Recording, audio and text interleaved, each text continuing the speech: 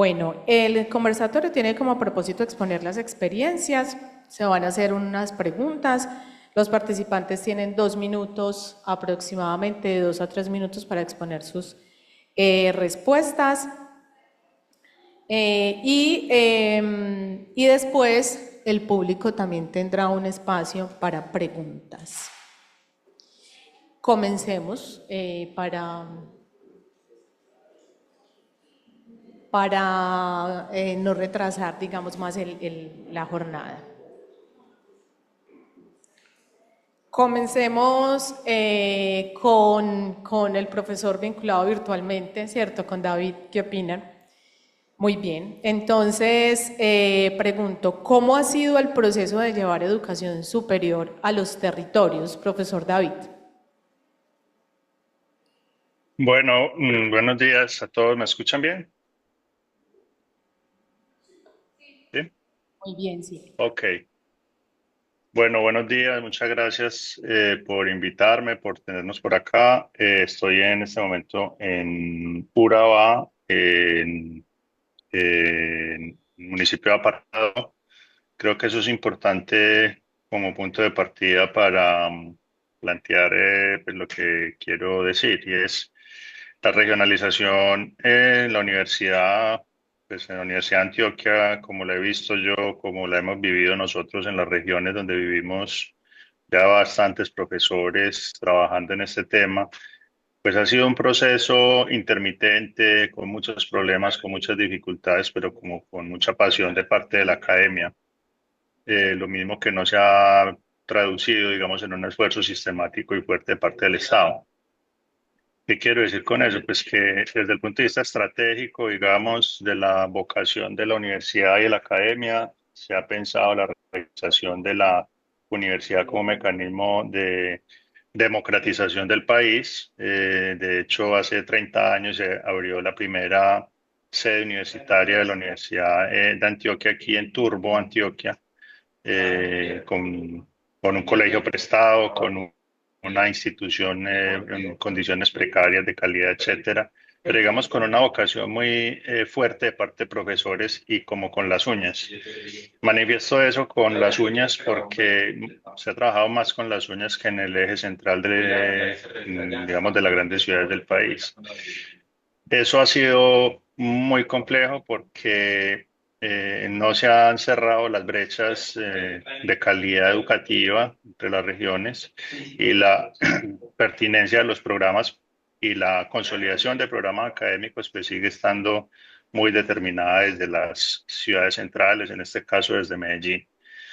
Hay muchos factores que tienen que ver pues, con la voluntad política de los gobernantes de la gobernación, de los distintos municipios, pero también de la misma universidad para descentralizar este asunto de la calidad educativa, pensar no los territorios externos, digamos, como satélites o espacios a colonizar o a educar, sino como espacios desde donde se genera propiamente el conocimiento.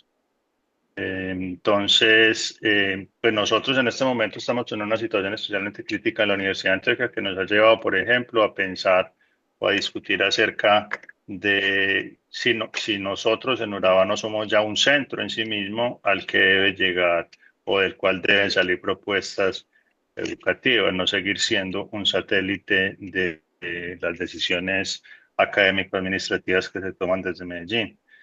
Pero bueno, creo que podemos extendernos mucho más hacia adelante. Pero en síntesis, me parece que ha sido un esfuerzo de una enorme y hermosa vocación docente de parte de mucha gente académica que ha tratado de llegar a vincularse con el territorio, no tan acompasada con los esfuerzos políticos y públicos. Muchas gracias, profesor David. Así en ese orden de... Muchas gracias. Buenos días para todos y para todas. Bueno, un poco desde mi lugar, desde donde les voy a contar un poco mi experiencia, tiene que ver justamente como egresado, justamente David está hablando desde un campus de Urabá. Yo soy justamente egresado de esas primeras, digamos un poco en Turbo cuando estaba la sede en ese barrio Jesús Mora, también como profesor y por supuesto como con algunas tareas administrativas. En ese sentido quiero, digamos, nombrar tres momentos que a mí me parecen importantes en ese ejercicio de regionalización de la universidad. Pues, digamos, para algunas otras personas quizás tendrán otros elementos mucho más finos y detallados, pero para efectos del tiempo nombraré tres. Uno tiene que ver justamente con esa apuesta, esa regionalización quizás de país, más o menos en los años 80, y que la universidad se va concretando más o menos en el año 1990, cuando se hace o se define la Oficina de Regionalización, que en su momento estaba adscrita a la Vicerrectoría de Extensión. Y justamente digamos que en esa década suceden varias cosas. Uno es que se empiezan a hacer unos esfuerzos, como lo estaba diciendo David, de enviar, digamos, profesores o tener programas en esas regiones, en Urabá, Bajo Cauca, etcétera, y que la universidad partía de unos ejercicios que en su momento se denominaban como lecturas o desarrollo regional, que no lo hacía solo la universidad, de hecho lo hacía la Cámara de Comercio para Antioquia y otras instituciones como las cajas de compensación, que hacían una lectura territorial a partir de unas dimensiones, por ejemplo la dimensión económica, la dimensión sociocultural, y a partir de ahí empezaban como a comprender qué estaba pasando en ese territorio y se hacían unos planes. Ahí, por ejemplo, pasan en esa época, por ejemplo, ya la creación de la Dirección de Regionalización, que se crea más o menos en el año 99, y justamente van haciendo una manera muy particular justamente de llevar a esos territorios programas, en algunos casos programas con registros propios, otros con extensión de sus programas. Eso me parece que es como un primer momento que va más o menos hasta el año 2000, luego entre el año 2018, más recientemente hasta el año 2020, hay otro ejercicio muy importante que hace la universidad y que ustedes pueden encontrar esos documentos que se llaman digamos, un poco de lecturas regionales a partir de unas categorías ya nuevas como de frontera, unas categorías que empiezan a hablar de justicia espacial, y allí se generan unas cosas muy importantes que es ya un poco pensar cómo esos mismos territorios, por ejemplo la categoría de frontera nos permite pensar el Gran Urabá o por ejemplo el Bajo Cauca como regiones que se superponen inclusive a la territorialidad antioqueña, en el caso del Magdalena Medio y otras, y eso empiezan ya a generar nuevas, digamos, un poco la universidad hace un esfuerzo en infraestructura propia, y ustedes ven, por ejemplo, los campus como el de El Carmen, el mismo campus de Apartado, que yo recuerdo cuando vivía ya un tiempo que muchos estudiantes se formaban eran en la sede del Politécnico, el campus del Bajo Cauca, es decir, hay un esfuerzo de la universidad propia, obviamente con recursos de estampilla y una serie de recursos de los municipios que permiten ese posicionamiento. Y hay un tercer momento que para mí es muy importante, y digamos en esos análisis, y ya es más o menos del año 2023 hacia acá, que tiene que ver con un cambio en el modelo de admisión que tiene la universidad, donde pasamos de tener una admisión, digamos, con unos puntos mínimos, un puntaje de corte, a una admisión clasificatoria que cambia mucho, tanto la dinámica de ingreso en la universidad como los desafíos, digamos, de pertinencia y metodológico. Digamos, esos tres elementos, tres momentos que me parecen importantes, que ahorita luego podré profundizar en algunos de ellos para efectos como de la conversación. Camila va a estar al final porque ella es como una pregunta. Bueno, perfecto.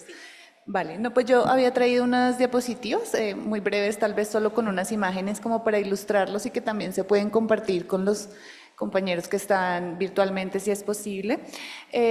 Bueno, yo soy profesora de la Universidad Nacional de Colombia, ya casi voy para 20 años de eso, y 10 de esos 18 años que llevo fui profesora de la sede Caribe. Sin embargo, ser profesora de la sede Caribe, puedes ir por la primera diapositiva, implica de plano integrarse a un sistema de sedes de la Universidad Nacional de Colombia, que inicialmente se llamaban las sedes de frontera.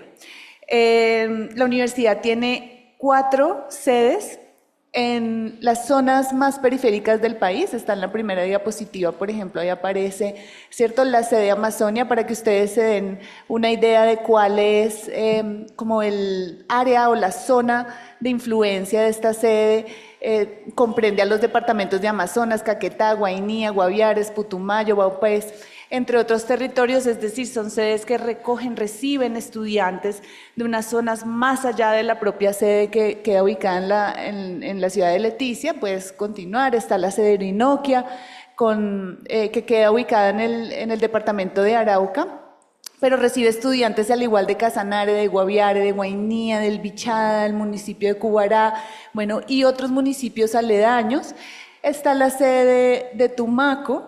La sede de Tumaco, que es una de las más recientes, recibe estudiantes y tiene un nivel, digamos, de proyección hacia los departamentos del Chocó, también del Putumayo, municipio de Barbacoas, el Chaco, Guaitarilla, bueno, entre todos estos que ustedes ven ahí, para que se hagan una idea. Y finalmente, la sede Caribe, donde, como les comenté, yo fui profesora durante 10 años, es una sede que está ubicada en la isla de San Andrés, pero tiene una proyección, obviamente, a todo el departamento archipiélago, incluyendo las islas de Providencia y Santa Catalina.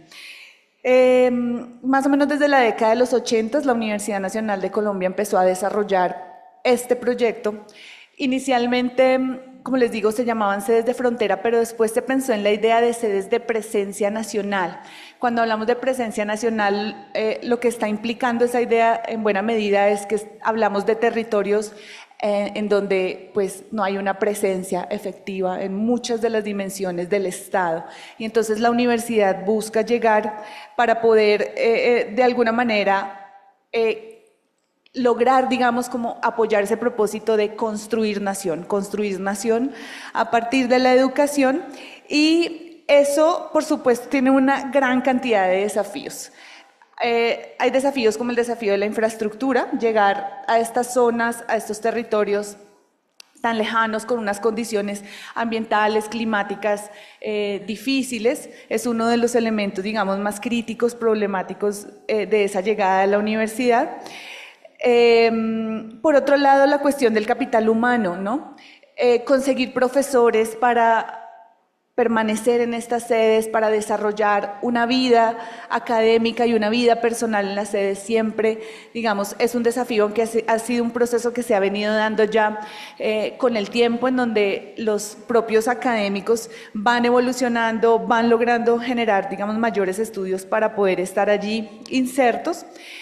Y yo tal vez mencionaría como punto final, digamos, para ir mencionando algunas problemáticas, algunos campos, digamos, de tensión y de disputas, y es que llegar a estos territorios en muchos sentidos hace parte de unas lógicas de colonialidad del saber, ¿no? Por ejemplo, en la isla de San Andrés, la llegada a la universidad hace parte de algo que en la historia de las islas se llama la colombianización del territorio. Y la colombianización del territorio no es otra cosa que una llegada a través de distintas instituciones que para las comunidades raizales, en este caso, tienen una visión fuertemente colonial sobre las formas del saber, que no está, digamos, ajena a esa serie de resistencias, ¿no? Hay unas resistencias étnicas, comunitarias, que muchas veces implica la llegada a la universidad, pero que requiere un proceso muy minucioso, muy lento, muy integrativo, digamos, para poder empezar a incorporar a las comunidades o para poder empezar un diálogo con las comunidades en los ejercicios de educación superior. Entonces yo lo dejaría hasta ahí. Gracias. Muchas gracias, profesora Silvia. Bueno, ahorita le vamos a preguntar entonces a Camila, quien precisamente no le tocó una educación en su municipio. ¿Qué significó para ella el reto de ser una estudiante de secundaria sin una posibilidad de en su municipio tener educación superior? Entonces ya nos va a contar como esa experiencia y cómo hubiera querido, cómo se hubiera imaginado que fuera posible que fuera en tu municipio la oferta educativa superior. Bueno, buenos días. Primero preguntarles si ahí me escuchan bien. Sí, Camila, muy bien. De una. Bueno, para mí yo creo que en principio el hecho mismo de poder acceder a una universidad pues ya era un privilegio. En medio de los mismos retos también que esto supone y en medio de las mismas dinámicas que también en su momento implicó, porque para yo entrar a la universidad en su momento tenía que inmediatamente salir del colegio y ponerme a trabajar y conectar también, digamos que afortunadamente tenía hermanos mayores, con la ayuda de mis hermanos mayores que ya también habían abierto un poco este camino del estudio de la educación superior y que de alguna manera contaba con ese apoyo. Entonces, en primera instancia, abrazar y reconocer que es un privilegio salir de un municipio y estudiar en una universidad, pero que de ahí en adelante eso también implica otra serie de retos y que bueno, que la mayoría de estudiantes, en este caso profesionales de mi municipio, contamos con esas mismas condiciones. En un principio, entonces, cuando yo ingreso a estudiar comunicación social en la Luis Amigó, recuerdo que todavía no había posibilidad de vivir en Medellín, pues me tenía que quedar todavía viviendo en el pueblo y afortunadamente también, pues el pueblo era cerquita a Medellín. Recuerdo que habían rutas desde las 4:15 de la mañana para quienes teníamos clase de 6 y los buses bajaban llenos porque eran muchísimos los estudiantes. Sin embargo, digamos que esas dinámicas son complejas de sostener. Ya había un momento en el que yo ya pues decido y que ya habían las condiciones para irme a vivir a Medellín con mis hermanos, con el mayor en este caso, y poder continuar la universidad. Pero eso también es un choque, eso también es un golpe. Yo tengo una anécdota muy particular para ir, digamos que cerrando el círculo, y es que yo recuerdo que cuando yo iba a empezar a estudiar en Medellín, yo decía, ¿cómo nos van a ver a los de pueblo? Pues va a ser distinto. Yo tenía una concepción de que la gente de ciudad olía distinto olía distinto a las personas de los pueblos. Y yo decía, se me va a notar de entrada, pero yo creo que uno se va adaptando y va adaptando las dinámicas y de alguna manera ya entra en este mundo y en el momento en el que uno entra, de ahí en adelante ya es cuestión de retos y desafíos. Pero para ir finalizando, si hubiésemos tenido la posibilidad de estudiar en el municipio, yo creo que las dinámicas hubiesen sido mucho más fáciles para quienes teníamos que viajar, para quienes estudiábamos y trabajábamos al mismo tiempo. Yo trabajaba en el pueblo en esa época y sobre todo también para las personas que sé que por dificultades nunca se pudieron desplazar a la ciudad o tenían otras condiciones y nunca pudieron acceder a una universidad. Creo que las cortes hubiesen sido más amplias, quienes hubiésemos estudiado hubiésemos sido más y en este caso el pueblo contaría con muchos más profesionales. Pero bueno, todo es un reto y creo que en la medida en que van pasando los años y esto se va actualizando y va evolucionando, vamos teniendo otras posibilidades y vamos avanzando. Muchas gracias, María Camila. Bueno, en esta primera pregunta que hicimos, se va teniendo sobre la mesa unos aspectos muy importantes. Comencemos por el de María Camila, y es cuando ella habla de la educación superior como un privilegio que requiere fuertemente cuando se está en un municipio o en un territorio sin oferta educativa superior, las redes de apoyo, sobre todo familiares, pero si tampoco se cuenta con unas redes de apoyo familiares, vecinales, porque ella se iba con compañeros, salía a las 4:15 de la mañana para llegar a clase de 6 a Medellín. Si tampoco se cuenta con eso, entonces es otro reto. Sabemos que, por ejemplo, una de las grandes causantes de la deserción escolar en el programa Ser Pilo Paga era que los estudiantes, como dijo también María Camila, ¿cómo me van a ver cuando llegue? Se van a dar cuenta que yo soy de un pueblo, que soy la distinta, ¿cierto? Que soy como de otro lado. Eso también le pasaba a los estudiantes de Ser Pilo Paga, ¿cierto? Y muchos abandonaron la educación superior porque se sentían extraños en Bogotá, en Medellín, o porque su familia no pudo seguir sosteniendo la vida en las grandes ciudades. Y también recojo lo que se planteaban los profesores, y es, primero, es el concepto como de universidad en los territorios, en las regiones, cómo va cambiando, ¿cierto? Unos programas que se llaman con un mismo registro calificado, luego cuando se va hablando más de pertinencia, de llegar al municipio, pero entonces que el municipio, los otros municipios o las otras regiones sientan que los están colombianizando, como decía la profesora Silvia, y por supuesto, como nos decía el profesor David, aún seguimos con problemas de calidad atravesada entonces por la centralidad, en la investigación, en la extensión, en la misma docencia, porque pues la dependencia de Medellín, por ejemplo, y las dificultades y el trabajo con las uñas, como decía él. Vamos a otra pregunta y es las estrategias de implementación. ¿Cómo han articulado los esfuerzos con actores locales como alcaldías, organizaciones sociales, líderes comunitarios o empresas para lograr resultados en este proceso? El profesor David, no sé si todavía está conectado, que no lo veo en la pantalla. Aquí estoy. ¿Me escuchan? Adelante, sí, muchas gracias. Profe, pues a ver, yo lo pondría como en la educación es una de las, digamos, víctimas del proceso de centralización excesiva que tiene nuestro país. En Antioquia, por ejemplo, cerca del 85% son municipios de sexta categoría. Quiere decir eso que no cuentan con los recursos mínimos para el sostenimiento, para garantizar pues, lo básico que está establecido desde la Constitución Nacional, que es el saneamiento básico, el acueducto, el alcantarillado, la seguridad pública, no sé, el alumbrado, etcétera. Eso en Antioquia, ¿no? Entonces imagínense qué pasa en el Catatumbo, qué pasa pues en el Cauca, etcétera.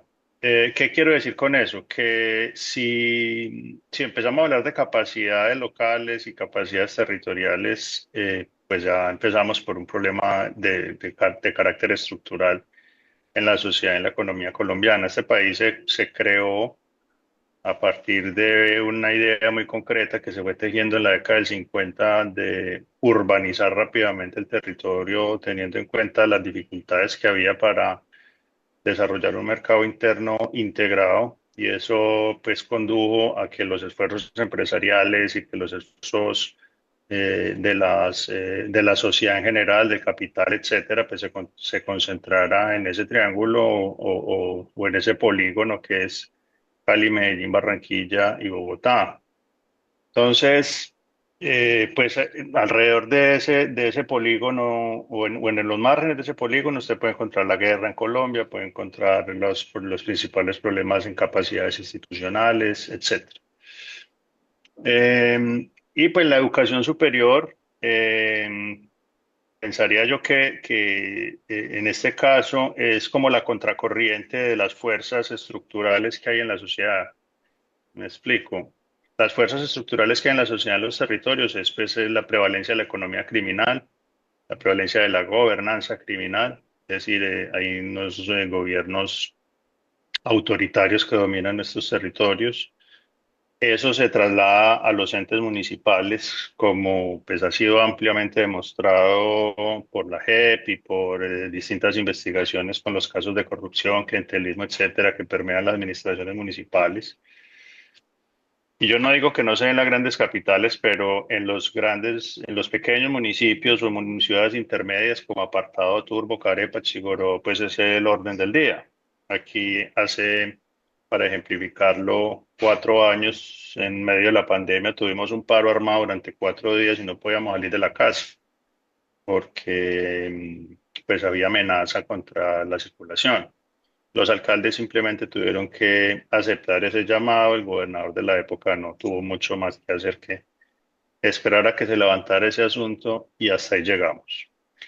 Y en consonancia con eso, pues el sector empresarial, las capacidades empresariales funcionan al ton que les toque, ¿no? Entonces, tanto en la minería, por ejemplo, en el Bajo Cauca, como en la agroindustria que se ve aquí en Urabá, por poner dos ejemplos, pues la lógica de rentabilidad, supongo yo, tiene en cuenta el punto hasta el que ellos puedan llevar para mantener su negocio a flote en gran medida. Y dentro de eso, pues realmente lo que dedican es muy poco para educación de alta calidad. Yo no digo que no lo hagan, pero lo hacen hasta donde pueden. Y el empresario siempre va a esperar a ver qué plantea el Estado en términos de política social para meterse la mano al bolsillo. En Urabá tenemos la Fundación Univan, que es la más grande, la fundación de la multinacional más grande de exportación de banano en Colombia. En el Bajo Cauca puede estar, no sé, la Fundación Oleoductos. Aquí también hay un montón de fundaciones y organismos de cooperación internacional que han llegado a hacer acciones y lo hacen de muy buena voluntad, pero pensaría yo que la carencia de una articulación estructural de parte del Estado y el Estado aquí son las alcaldías y la gobernación, pues es claramente insuficiente para apoyar estos procesos educativos. Entonces, pues lo que se hace en términos de educación superior, creo yo, hasta el momento, con algunas excepciones, está dedicado a ampliar la cobertura, a lograr un mayor tránsito de educación inmediata de los estudiantes de colegio a la educación técnica y superior, pero en Urabá es bajísimo. El tránsito de educación superior, por ejemplo, en Urabá es de cerca del 22% y en Urabá, en Medellín, por ejemplo, es del 55%. Es decir, mientras en Medellín cerca de 5,5, 6 jóvenes por cada 10 entran a la educación superior, aquí son 2. Entonces ahí planteo algunos datos más para la conversación que para, pues, como darte una respuesta concreta, profe. Muchas gracias, profesor. Profesor, ¿cierto? Yo identifico frente a esa pregunta, bueno, inicialmente pues como hay un intento en la universidad de responder a esos territorios, obviamente de todas maneras la educación va arrastrando esa asimetría, digamos que hay entre las regiones en el departamento, particularmente pues Valle de San Nicolás, Valle de Aburrá y las otras regiones, hay una asimetría que uno lo viene llamando como una injusticia espacial y por tanto con esas primeras lecturas de los años 90 hacia acá, el año 2000 que les estaba planteando en mi primera respuesta, se hace una oferta muy pensada como en esa vocación económica de la región, digamos esos primeros programas, y uno hace un análisis de la oferta que ha tenido la universidad en las distintas, en ese caso campus, como se denomina ahora a partir de la acreditación multicampus, tenía mucho que ver con eso, a pesar de que había programas como Derecho, o hay programas como Derecho, o algunas ingenierías, digamos, que circulan, o trabajo social que circulan en las distintas sedes y campus de la universidad. Luego de eso, digamos, hay un intento de la universidad por avanzar a una gestión educativa para la equidad y la justicia, sobre todo en términos de la producción o la gestión de conocimiento para la incidencia territorial. Y eso va a implicar, por ejemplo, que la universidad recientemente tenga una unidad académica, allá donde está David, ahorita pues en Urabá, la primera unidad académica que está sentada pues allá en el campus, que es la unidad creo que es del Instituto de Ciencias del Mar, y también aparece ya la oferta de posgrados, la presencia de semilleros y grupos de investigación en algunos campos, digamos, propios, a partir justamente de ampliar esa noción de comunidades académicas, donde la pregunta, digamos, ya va girando no solamente en tanto en qué programa oferto, sino cómo la formación de profesionales de ese territorio permite la incidencia territorial en distintos niveles. En el caso, por ejemplo, para el tema de paz, el tema de gestión ambiental, el tema que tienen que ver, por ejemplo, con esos grandes o la adecuación del espacio para la industria, en este caso pues, los valles, por ejemplo, San Nicolás, para el tema de las flores, o digamos, industrias mucho más, si se quiere, digamos, distintas en naturaleza.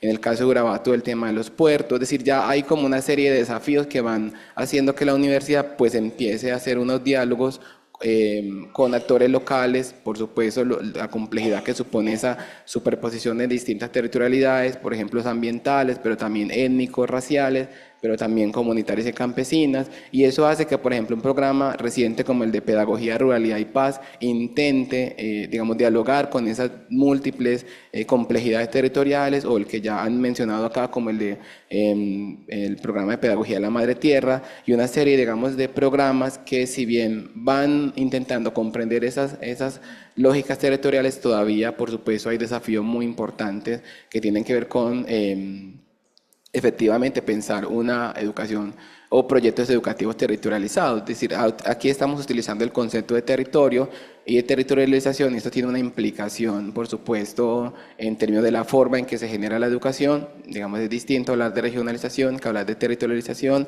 o es distinto hablar de una educación con sentido de lugar cuando hablamos de territorialización. Es decir, esos conceptos, que son básicamente conceptualizaciones socioespaciales, tienen un efecto en la manera en que se oferta, en que se genera y se dialoga y se interlocuta en esos lugares. Y en ese sentido, pues hay unos desafíos muy importantes en lo que tiene que ver con educación inclusiva.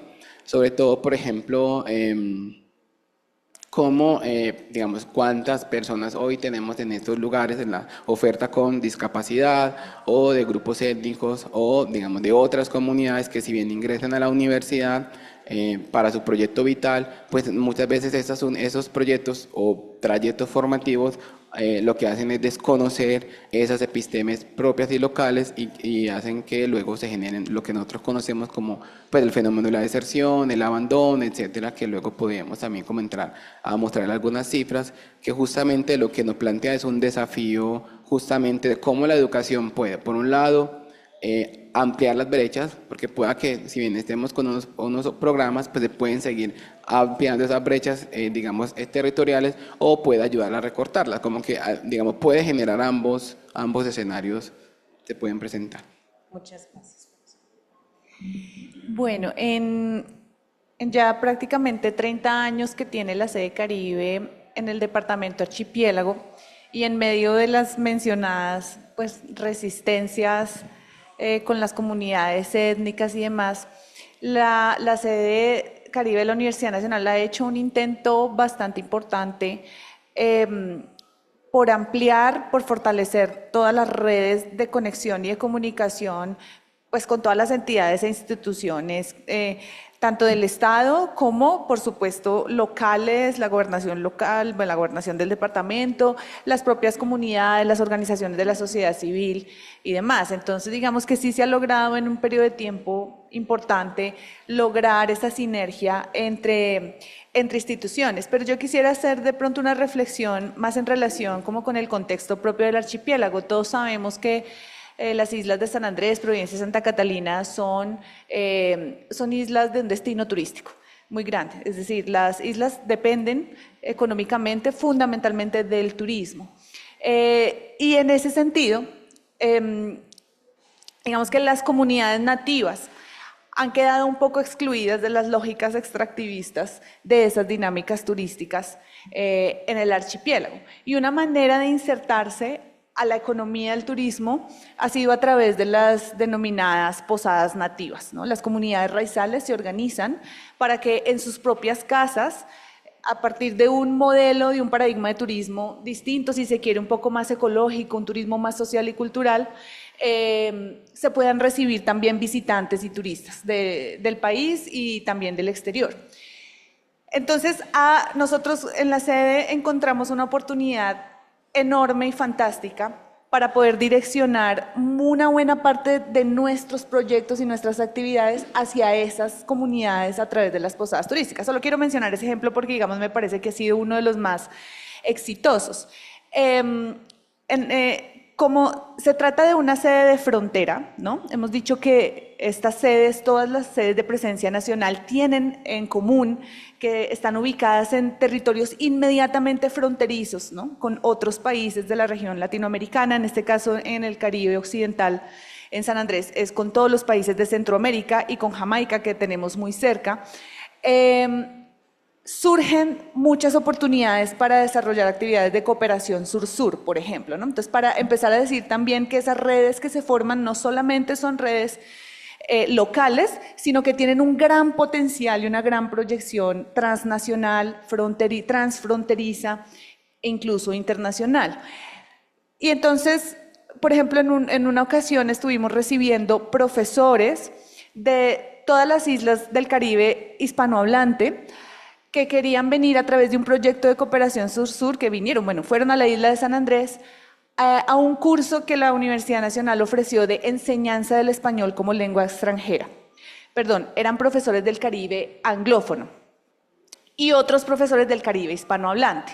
Entonces recuerden que en San Andrés, y aquí viene la cuestión del multilingüismo, que también es clave para empezar a entender estas otras formas de inclusión y de pensarse en las pedagogías y en las educaciones. En San Andrés se habla una lengua creol, de base inglesa.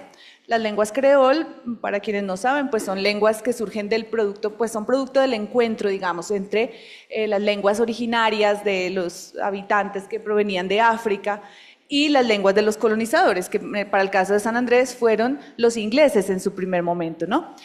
Entonces, ha sido muy interesante porque en esas posadas nativas los propios dueños, los propios raizales que algunos de ellos hablan inglés estándar, pero también al tiempo hablan español porque son colombianos, entonces pueden recibir en sus casas a profesores de otros países del Caribe que quieren aprender y fortalecer un segundo idioma. Y pues, ¿qué hace la universidad? Inmediatamente redirige y articula todas esas necesidades, tanto el multilingüismo como la cuestión del sostenimiento de las familias a través del recibimiento de estas personas en las posadas nativas, ¿sí? Entonces, eso ya a partir de digamos, de la misión de la extensión, todos sabemos que las universidades cumplen, pues las públicas, ¿no? Cumplen estas 3 misiones de formación, investigación, extensión. Entonces, a través de la extensión podemos lograr efectivamente articular esas necesidades de las poblaciones locales, pero además sus propios saberes, o sea, la propia comprensión o sobre el idioma o sobre la sociedad, que puede ser vital para desarrollar, por ejemplo, un turismo con otra perspectiva y desde un paradigma distinto. Muchas gracias, profesora Silvia. Bueno, a María Camila le vamos a hacer una pregunta relacionada precisamente con las estrategias de implementación en relación con los actores locales, alcaldías, organizaciones sociales, líderes comunitarios o empresas, pero a partir de un trabajo, el trabajo que derivó en su libro Mujeres Míticas, y que fue un ejercicio casi que de formación también en escritura con las mujeres de varios municipios de Antioquia, vinculado además con los temas de conflicto armado, y un trabajo que ha logrado además ir más allá de la formación y de la escritura del libro y ser como un producto transmedia.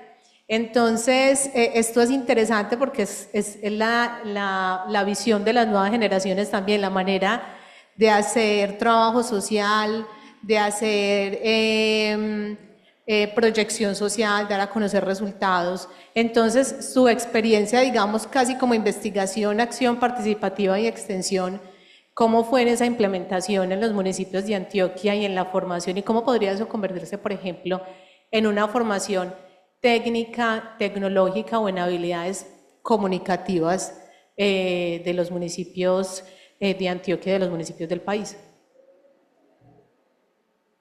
Bueno, yo aquí tengo que coincidir con varias de las respuestas que... Perdón, te voy a pedir ¿Ahí un me favor, escuchan? te voy a pedir un favor, de pronto hablar más despacio, ¿cierto? Y más fuerte para comprender mejor, porque la señal está... Muchas De gracias. una, además estoy muy lejos. Yo, bueno, voy a intentar hablar un poco más duro y más pausado, a ver si me voy a entender. Bueno, que les decía que coincidía con varias de las respuestas que han dado anteriormente, con el hecho de que este tipo de trabajos, cuando uno entra a un territorio a trabajar bajo dinámicas de transformación social junto con las comunidades, se vuelve muy complejo la sostenibilidad y se vuelve un trabajo que realmente se debe hacer con las uñas. Si bien yo llego con mujeres míticas, en este caso a trabajar a municipios como Granada y San Carlos, en este caso Granada es esta categoría también, y San Carlos bajo otras dinámicas muy distintas, debo hacerlo sola porque de alguna manera digamos que el respaldo de las alcaldías municipales sigue siendo muy limitado ante este tipo de procesos, y si bien tal vez podrían tener las puertas abiertas, creo que sigue estando bajo la responsabilidad de los profesionales buscar recursos hasta donde no hay para poder no solo iniciar, sino intentar sostener en el tiempo este tipo de apuestas. Y con esto también quisiera vincular a otras apuestas que conocí durante la maestría, que también son territoriales y que hay muchísimos esfuerzos por un trabajo social, por dinámicas de construcción y de cambio social, no solo en los municipios de Antioquia, sino en el Chocó, por ejemplo, o en Cartagena, que tuve la posibilidad también de conocer varias apuestas, pero es muy complejo y sigue siendo repetitivo el desafío de tal vez iniciar un proyecto, pero luego no tener con qué sostenerlo y que se acabe y que por ende las comunidades se queden a medias.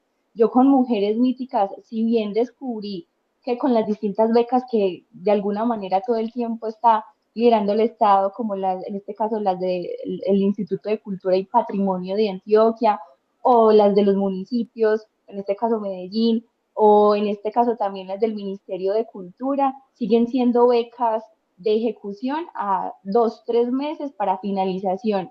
en noviembre y sigue estando en manos del profesional y de la comunidad misma intentar sostener estas apuestas de transformación bajo nuestros propios esfuerzos, cosa que resulta siendo muy compleja.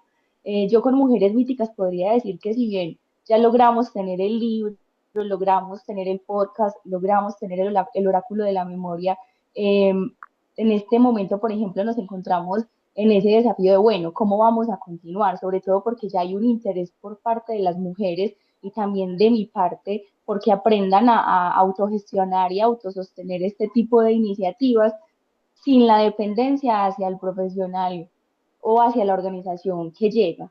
Sin embargo, es una apuesta de largo aliento. Con las mujeres hemos estado intentando hacer algunos talleres para que ellas aprendan no solo habilidades de comunicación, que en este caso es mi carrera de base, sino, por ejemplo, habilidades en la gestión de proyectos.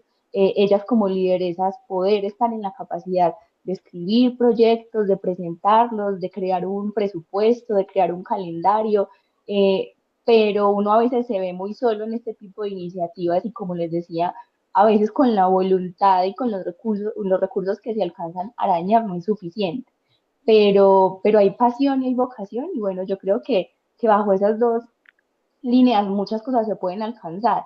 Sin embargo, también nos falta mucho, nos falta muchísimo.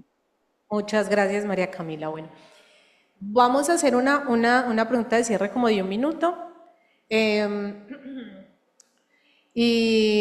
Para, digamos, recoger las respuestas se plantean precisamente que aún hay desafíos muy grandes, son como que cada uno de sus protagonistas lo asume como un compromiso profesional, un compromiso con el conocimiento, con la universidad, con su quehacer.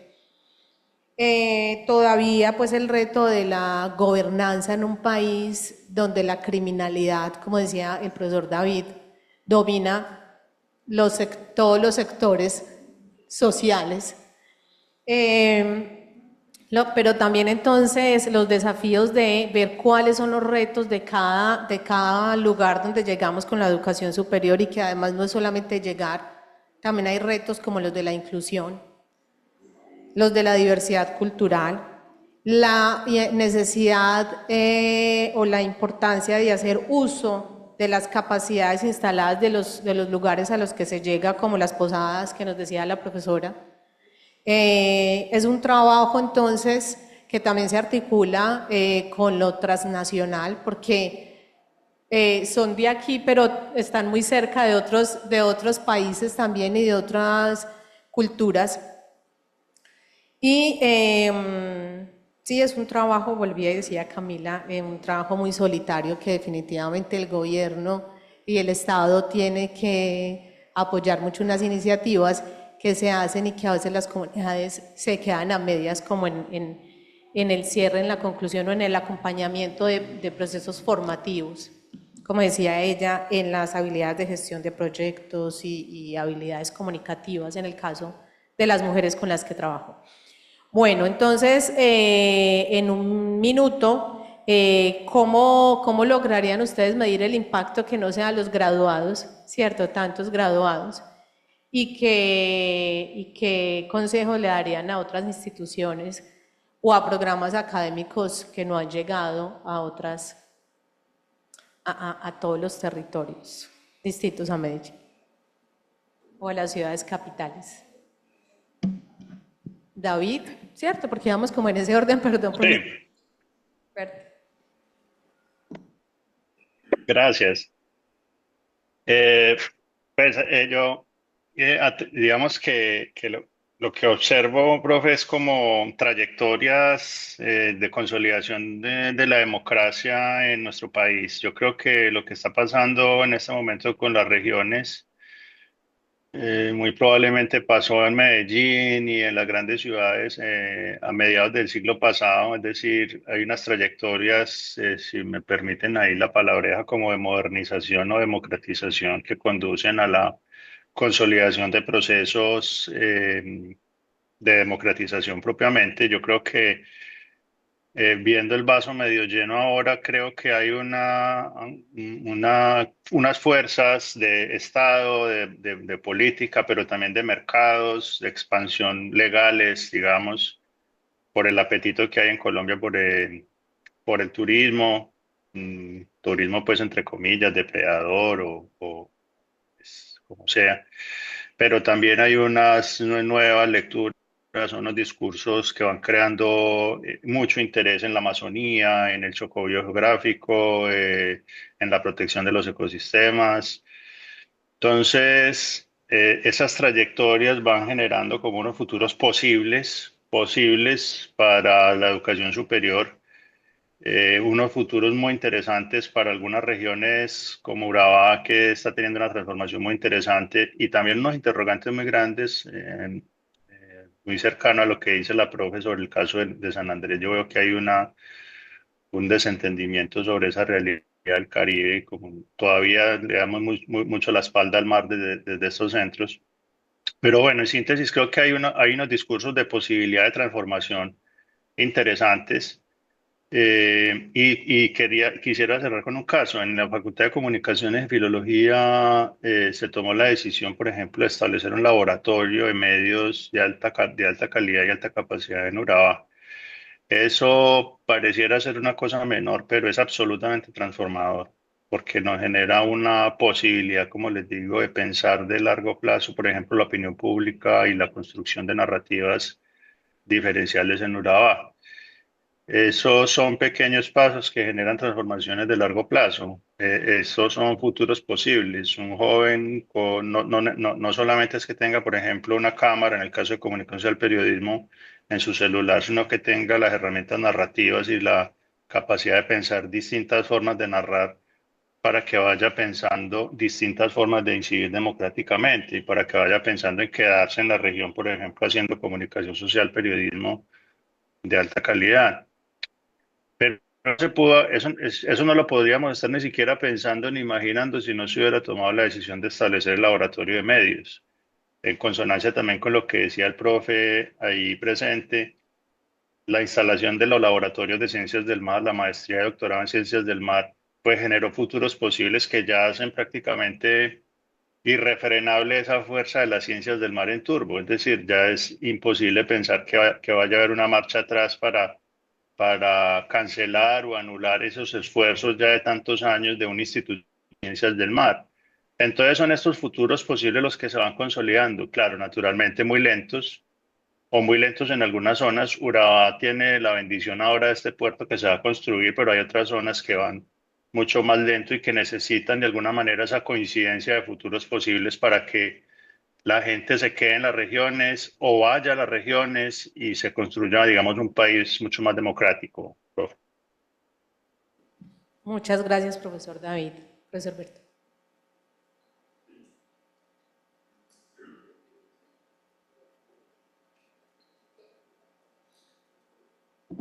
Dos minutos es esta parte. Yo quiero nombrar tres asuntos, o sí, dos, uno que puede emerger allí a propósito de los futuros posibles y un poco pensar cómo hemos nosotros experimentado y vivenciado esta territorialización de la universidad. Primero, insistir en la educación, digamos, como un motor o como una posibilidad para la equidad territorial y la justicia epistémica y social. Eso es para mí, digamos, es clave, porque insisto en que tenemos nosotros territorios absolutamente desiguales y esas prácticas educativas, insisto, pueden agudizarla o ampliar esas diferencias, esas brechas, o las pueden reducir. Entonces ahí pensar en cómo podemos tener esos proyectos educativos con sentido de lugar, proyectos educativos globales. Hoy cada vez cuando uno está, digamos, como profesor en un territorio, allí como los mismos chicos hoy que cada vez utilizan estas herramientas como las inteligencias artificiales, se conectan a proyectos, hacen pasantías. Es decir, no solo es pensar en que yo estoy en un territorio, sino cómo todo lo que pasa a nivel mundial o a nivel, digamos, en otras espacialidades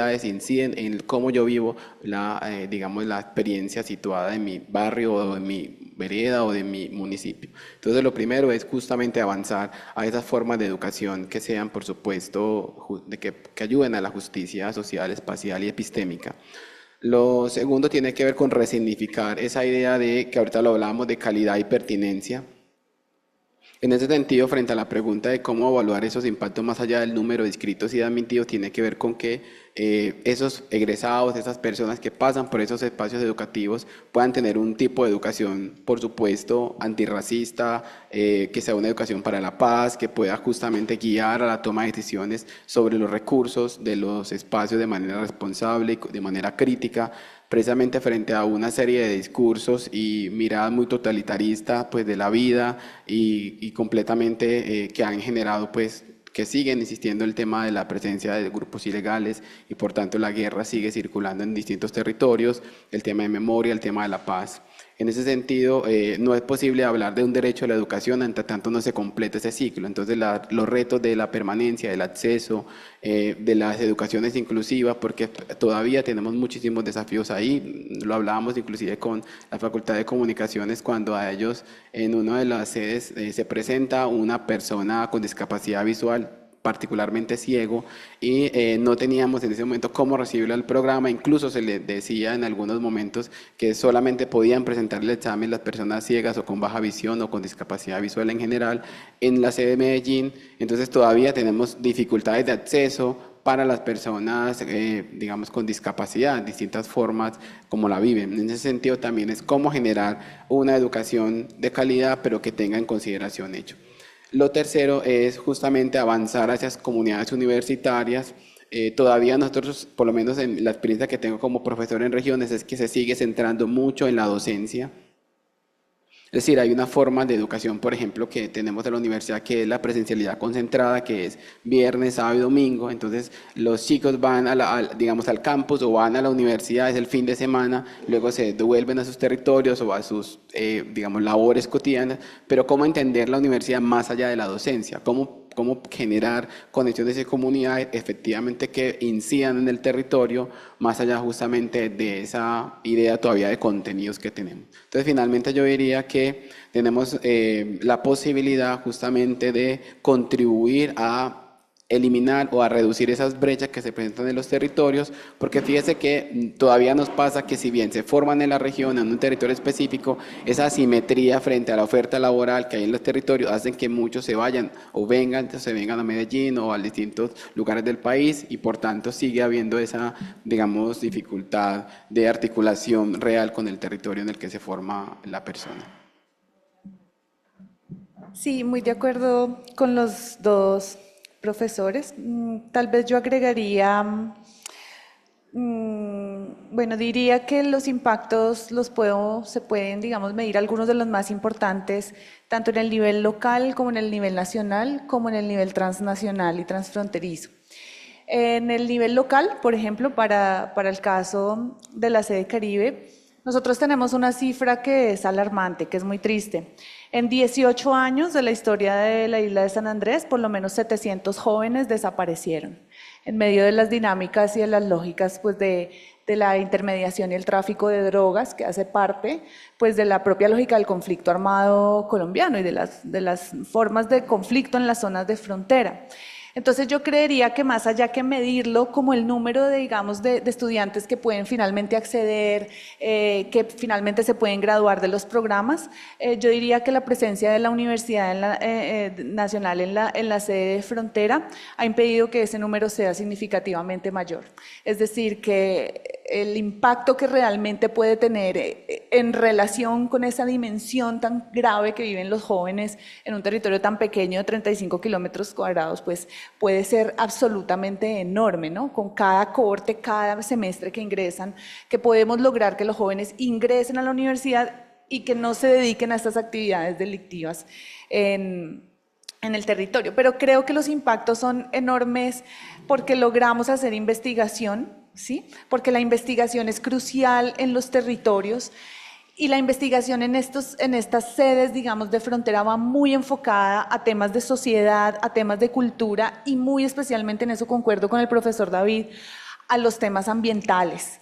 Entonces la cuestión ambiental es central, es vital y ese no es solamente una cuestión, un desafío local, sino que es un desafío nacional y es un desafío transnacional. Entonces yo creo que ahí el impacto puede ser enorme, ¿sí? Por eso me quiero saltar al nivel transnacional y es que cuando nosotros hablamos de que hay una sede de la Universidad Nacional en Leticia que está conectada con otras comunidades y otras universidades en una zona panamazónica, ¿no? En donde tenemos pues básicamente el pulmón del mundo y la universidad está tratando de dar respuestas y de enfrentar los desafíos del cambio climático, social y ambiental con múltiples actores más allá de la frontera. Estamos diciendo que está de muchas maneras dando respuesta a cuestiones de primer orden del nivel global, o sea, del mundo, de cuestiones del mundo. Y lo mismo pasa en la sede Caribe, digamos, en esa zona fronteriza, que es una zona acuática, es marítima, es un maritorio que se comparte por lo menos por 6 o 7 países. Estamos hablando de la Reserva de Biosfera Seaflower. Todo lo que se logra hacer en esa perspectiva transnacional en las fronteras es un tema de importancia y de nivel global, ¿sí? Entonces yo diría que por ahí.